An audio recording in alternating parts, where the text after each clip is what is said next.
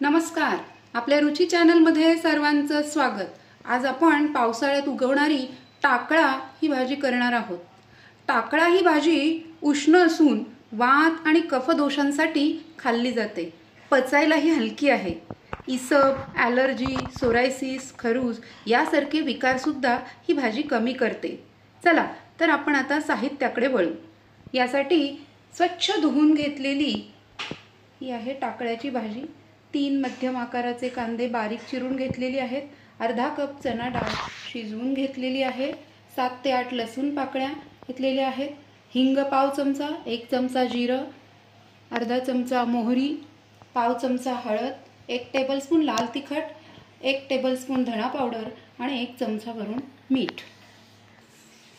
प्रथम आपण स्वच्छ धुतलेली टाकळ्याची भाजी एका पातेल्यामध्ये पाणी टाकून 15 मिनिटं उकळून घेणार आहोत आणि नंतर पाणी गाळून ती थंड झाल्यावर हाताने घट्ट पिळून घेतली आहे।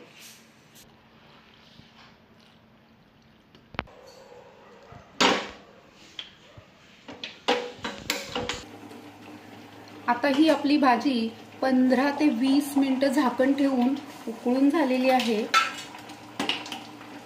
गॅस बंद करत आहोत। ही भाजी आपण आता गाळून घेत आहोत।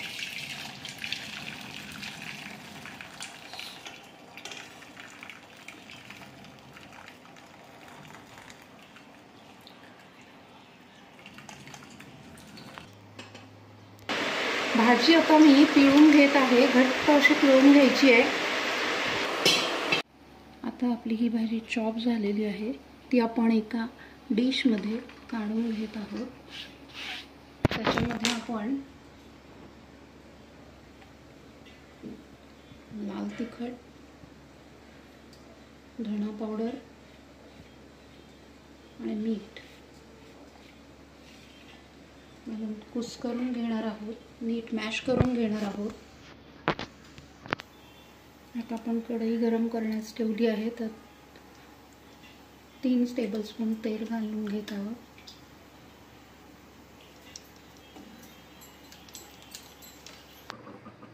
आता आपलं तेल छान गरम झालेलं आहे। त्यात प्रथम आपण लसूण टाकणार आहोत।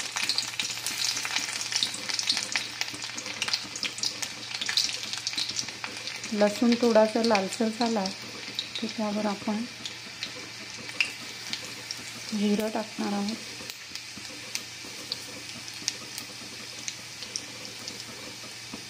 मोहरी टाकत आहोत।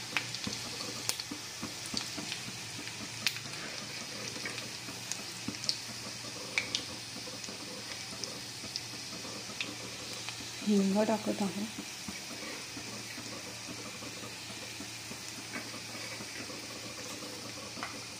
आता आपण यावर कांदा टाकून घेत आहोत।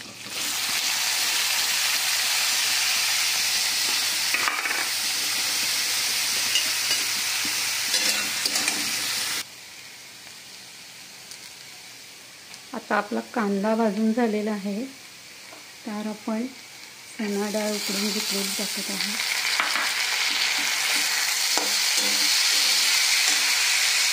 त्याचबरोबर हळद टाकत आहोत आणि हे एकजीव करून घेत आहोत। आता आपली डाळ परतून झालेली आहे आणि त्यावर आपण मॅश केलेली ही भाजी टाकत आहोत।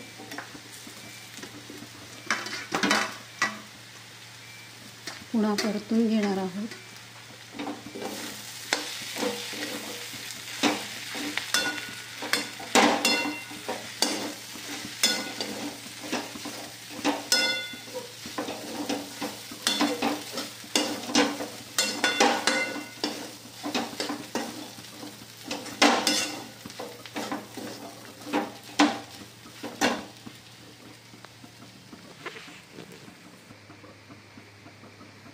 आपणास आवडत असल्यास तर यामध्ये ओलं खोबरं घालून घेणार आहे। छान परतून झालं की भाजीवर झाकण ठेवून झाकणात पाणी ओतून भाजीला 10 मिनिटं वाफ आणणार आहोत।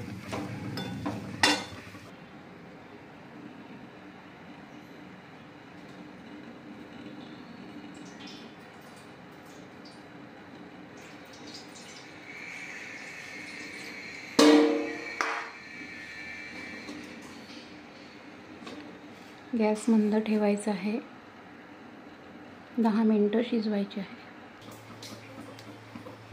आता आपली भाजी छान वाफून तयार झालेली आहे. आता ही भाजी आपण इथे सर्व केलेली आहे. छान वास येत आहे आणि ही भाजी खायला खूप रुचकर लागते. तुम्हाला माझा व्हिडिओ आवडल्यास नक्की लाईक करा, शेअर करा, आपल्या रुची चॅनलला सबस्क्राईब करा आणि नोटिफिकेशनसाठी बेल आयकॉनचं बटन दाबायला विसरू नका. Thank you for watching my video.